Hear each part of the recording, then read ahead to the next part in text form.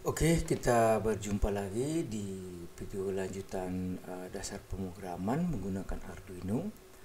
Nah, di video kali ini kita akan membuat dua buah project Arduino 3 dan 4. Nah, di project 3 dan 4 ini kita akan mempelajari tentang variabel, tipe data, dan perintah if, di mana kita menggunakan push button gitu ya. Nah, kita langsung saja membuat project ketiga. Ini project skematiknya. Kita buka walkthrough-nya. Kita buat new project Arduino Uno. Nah, di sini kita tambahkan part LED, kemudian part resistor, kemudian part push button ya. Push button. Nah, sini kita bisa ubah nilai dari resistor ini. Nah, fungsi resistor adalah sebagai hambatan karena kita tahu Arduino ini mengeluarkan tegangan 5 volt, sementara lampu yang beredar di pasaran itu bekerja pada sekitar 3 volt, sehingga dengan menambahkan hambatan kita bisa mencegah lampu LED-nya menjadi rusak ya, atau terbakar. Nah, ini kita gunakan resistor 220 ohm. Kita ubah. Kemudian kaki katode ke resistor, dari resistor ke ground gitu ya, ke ground. Kemudian kaki anodnya kita masukkan ke pin 10. Nah, kemudian kita pada push button, pada kaki sisi kanan kita masukkan ke pin 2. Kemudian kaki button pin kedua sisi kanan kita masukkan ke ground. Oke. Nah, di sini skematiknya sudah sama gitu ya. Sudah sama. Kemudian kita lanjut ketikkan dulu kodenya gitu ya. Kita masuk ke sketch Ino, kita buat define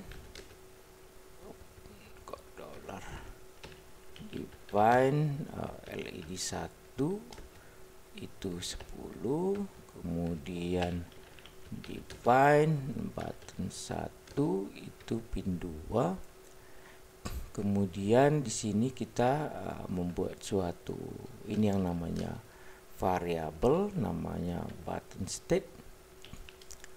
Itu kita tidak kita inisiasi, boleh juga kita inisiasi. Nah, ini proses inisiasi, atau tidak juga tidak masalah.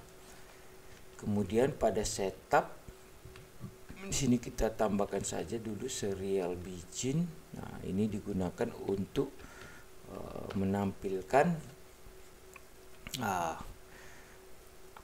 mendebug gitu ya, atau menampilkan nilai dari setiap pin ke serial gitu ya, ke mode serial.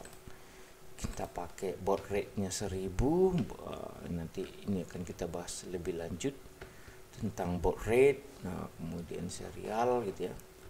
Nah, sekarang kita lakukan dulu aja. Kemudian pin mode pada LED 1 itu sebagai output ya.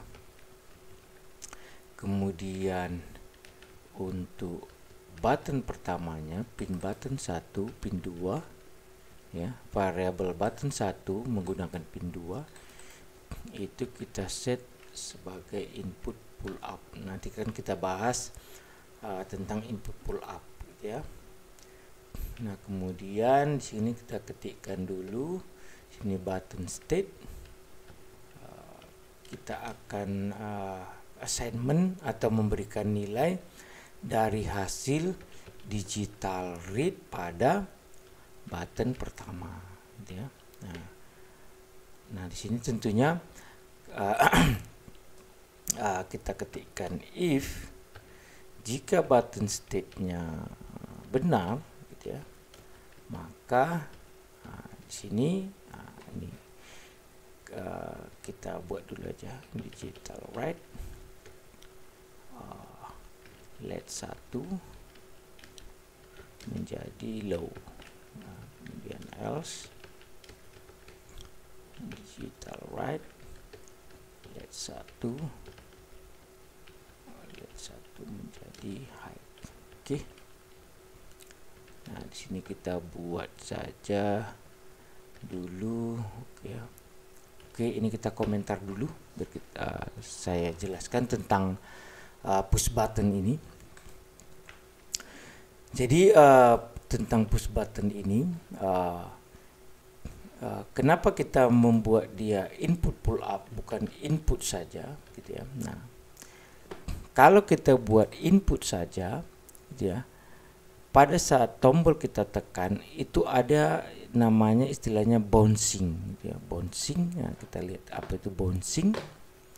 Nah, jadi bouncing itu, nah ketika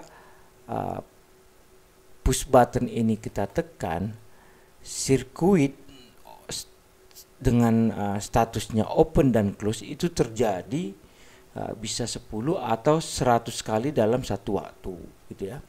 Nah, fenomena ini disebut bouncing, gitu ya. Jadi pada saat tombol tersebut kita tekan atau sama seperti kita klik mouse kita tekan, gitu ya.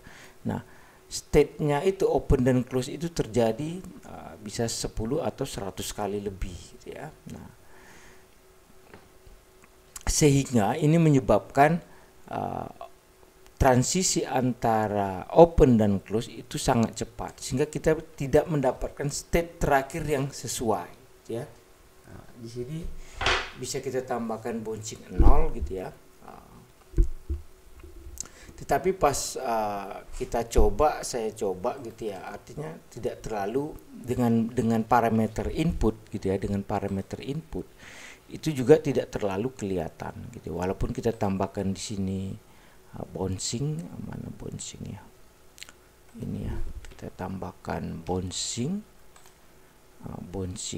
sama dengan 0, gitu ya. Bouncing sama dengan 0, nah, gitu ya. Ini kasih titik koma. Nah, kemudian coba code ini kita jalankan dengan menggunakan melihat nilainya menggunakan serial print,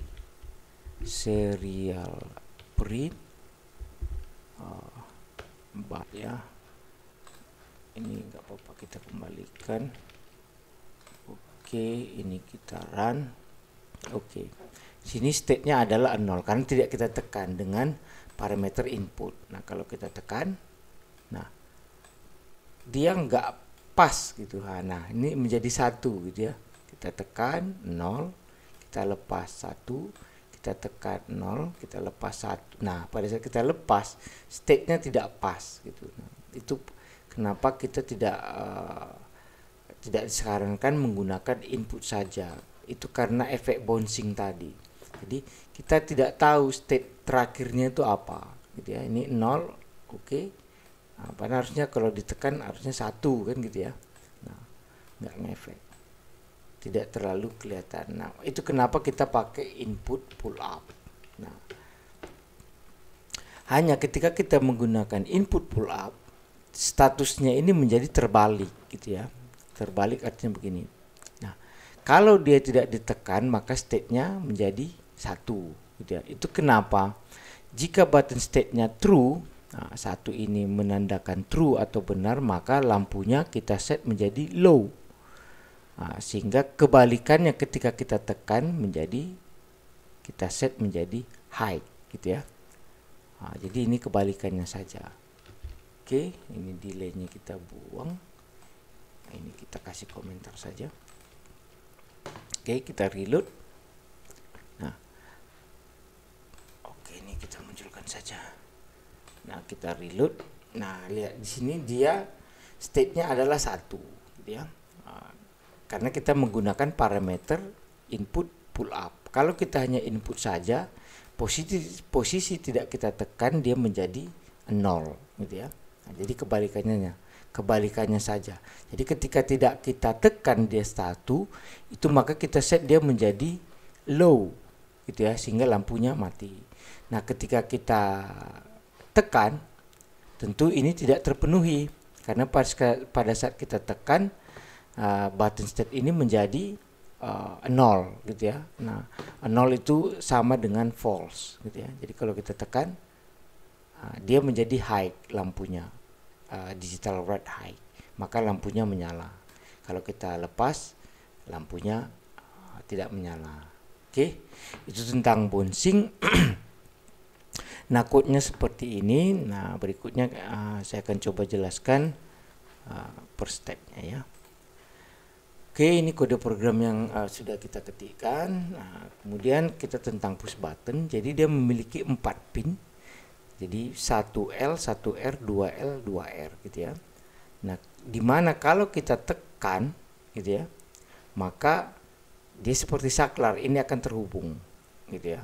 Nah, bouncing tadi seperti itu, jadi terhubungnya ini dia terjadi secara cepat sehingga state-nya kita nggak tahu apa yang terakhir gitu ya. Makanya kita lebih nyaman menggunakan parameter pull up gitu ya, sehingga ketika dia pull up, oke, ya sudah, ini state-nya 1 gitu kan, tapi kita tekan state-nya menjadi 0 button ini, sehingga ketika kita menghidupkan lampu ya menjadi terbalik gitu ya. Jadi kalau dia 1 lampunya off, kalau dia 0 lampunya on gitu ya. Nah, dengan mendefinisikan input pull up, ketika push button tidak ditekan maka akan dianggap sebagai high gitu ya, atau bernilai 1. Nah, itu tentang push button. Nah, kemudian di sini kita lihat tadi kita mendefinisikan sebuah variabel gitu ya. Namanya button state. Jadi apa itu variabel? Sesuatu yang didefinisikan untuk menyimpan suatu nilai. Nah, penamaannya ditentukan oleh si pembuat atau disebut programmer. Nah, di sini button state kah, apa status tombol status, nah itu bebas dibuat oleh si programmer. Nah, memang penamaan satu variabelnya ini ya mengikuti kaidah tergantung jenis bahasa pemrogramannya gitu ya. Nah, karena Arduino menggunakan bahasa C, maka kaidah penamaannya tentu mengikuti aturan dalam bahasa pemrograman C gitu ya. Nah, sini kita lihat button state adalah variabel. Nah, aturan penamaan variabel dia hanya diperbolehkan menggunakan huruf kecil, huruf besar, serta underscore pada karakter awal. Karakter awal itu maksudnya ini. B ini karakter awal gitu ya. Jadi kita bisa buat B kecil, B besar, atau underscore B besar atau B kecil, diikuti dengan teks lainnya gitu ya. Nah, jadi dia hanya boleh huruf besar, huruf kecil, dan underscore pada karakter awal sebuah variabel. Karakter berikutnya dapat digabungkan dengan angka atau huruf maupun underscore gitu ya. Kita variabel seperti ini 1A, bisa nggak ya, 1A sama dengan 10. Nah, coba ya kita run.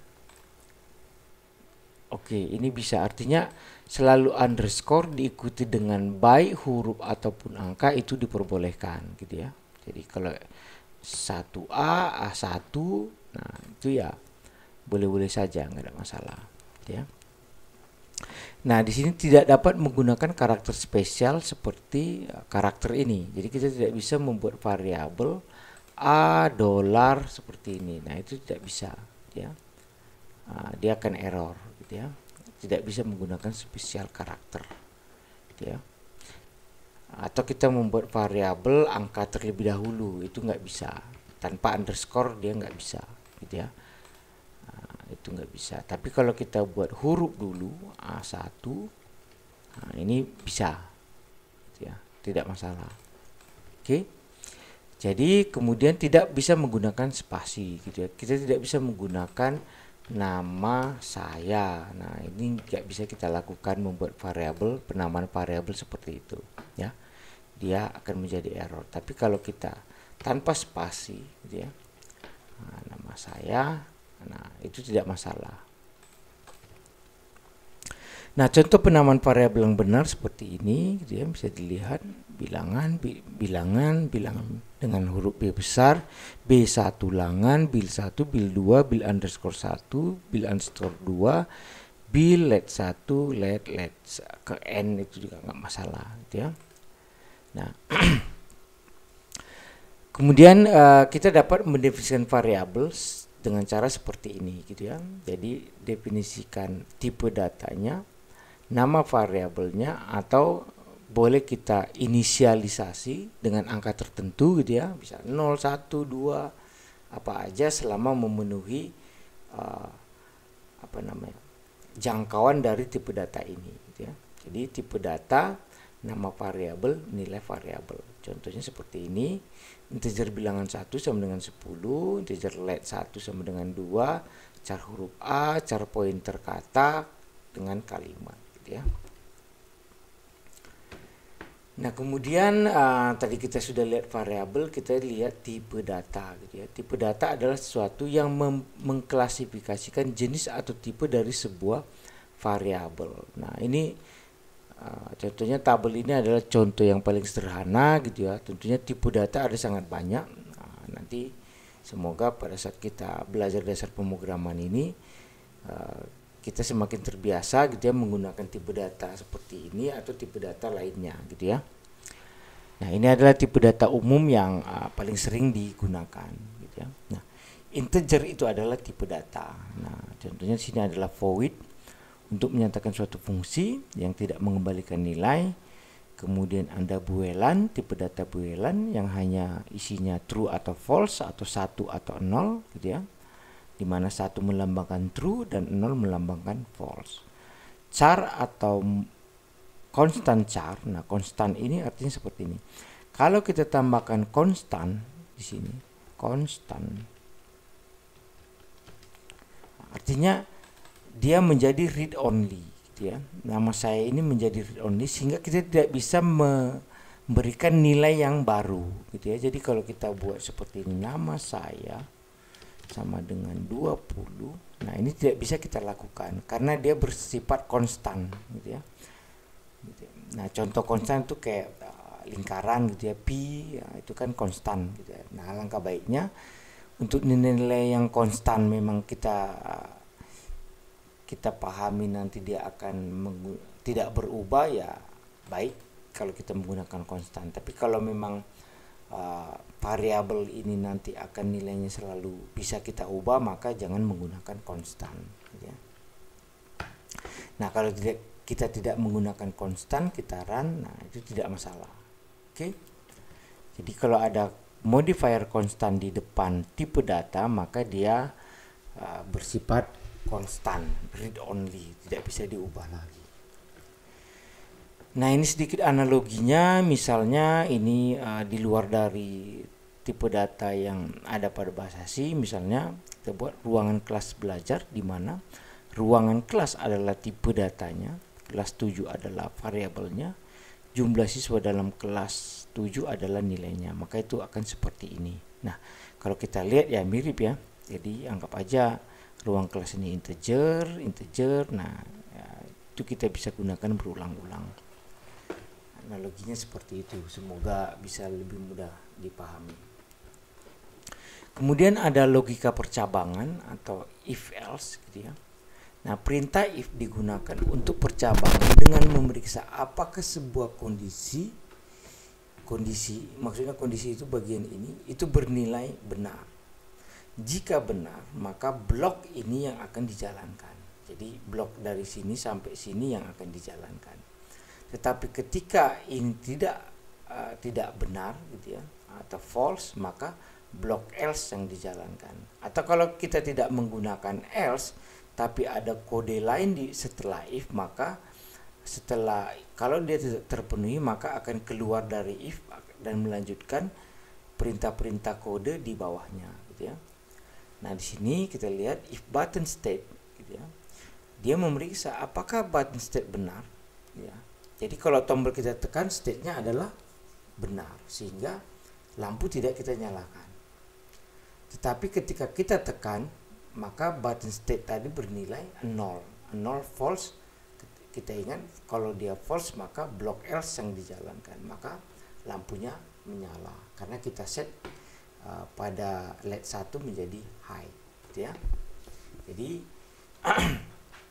itu tentang if else ya, artinya ini jika benar jalankan ini, jika tidak lanjut yang ke berikutnya atau jalankan blok yang else. Nah, kemudian kita lihat di sini kita belum menggunakan operator perbandingan, gitu ya. Nah, tapi di satu kondisi kita akan menggunakan operator perbandingan, gitu ya. Nah, contohnya mana yang terakhir ya? Jadi yang terakhir, nah di sini perbandingan. Button state ini itu akan sama aja ketika kita mendefinisikan dengan cara seperti ini. Apakah button state equal 1? Apakah dia sama dengan 1? Gitu ya. Nah, tentu ini bernilai benar kan gitu. Kalau 1 sama dengan 1, lihat button state tadi adalah 1. 1 padanannya adalah true. Sehingga ini dengan begini saja bisa kita lakukan karena dia if 1, if true, jika benar maka masuk ke blok ini. Atau kita bisa buat perbandingan jika button state ketika tidak kita tekan adalah 1 sama dengan 1 enggak sama kan. Nah, ketika sama blok ini yang dijalankan. Atau kita bisa lakukan juga seperti ini, if button state 1 atau tadi padanannya true sama dengan true adalah true, maka blok ini yang akan dijalankan. Tapi ketika kita tekan button state-nya adalah 0. 0 sama dengan 1 enggak. Tentu berbeda gitu ya. Maka blok else yang dijalankan. Nah, itu perbandingan. Nah, ini rincian perbandingannya. Jadi ada equal, sama dengan, tidak sama dengan, lebih kecil, lebih besar, lebih kecil sama dengan, lebih besar sama dengan, gitu ya. Nah, contohnya seperti ini. A9 B4, A sama dengan B enggak, gitu ya, tidak sama maka false, gitu ya. A tidak sama dengan B enggak, tidak sama, 9 tidak sama dengan 4 maka true. Nah, begitu selanjutnya. Nah, ketika kita menggunakan lebih kecil sama dengan, contoh sini B4 C4, B memang tidak lebih kecil dari C tapi dia sama dengan C, maka dia akan bernilai true. Begitu juga sebaliknya, B lebih besar sama dengan C tidak, ya. Nah, ketika dia dia tidak lebih besar, artinya 4 tidak lebih besar dari 4, gitu ya. Tapi kalau kita buat dia seperti ini, ini kita ubah ya, B lebih besar dari C tidak, gitu ya. B lebih besar dari C tidak, 4 lebih besar dari 4, nah, itu akan menghasilkan false, gitu ya, karena 4 itu tidak lebih besar dari 4, gitu ya. Artinya dia sama dengan 4. Maka kalau kita definisikan sama dengan, lebih besar atau sama dengan, maka ini menjadi true, gitu ya. Itu tentang operator perbandingan. Oke, ini yang video tadi sudah kita coba. Ini perbandingan yang tadi. Kemudian di project 4 ini sebenarnya sebagai tugas latihan, gitu ya, untuk adik-adik yang mengikuti ekstrakurikuler, tapi di sini akan kita coba implementasikan saja project keempat ini, gitu ya.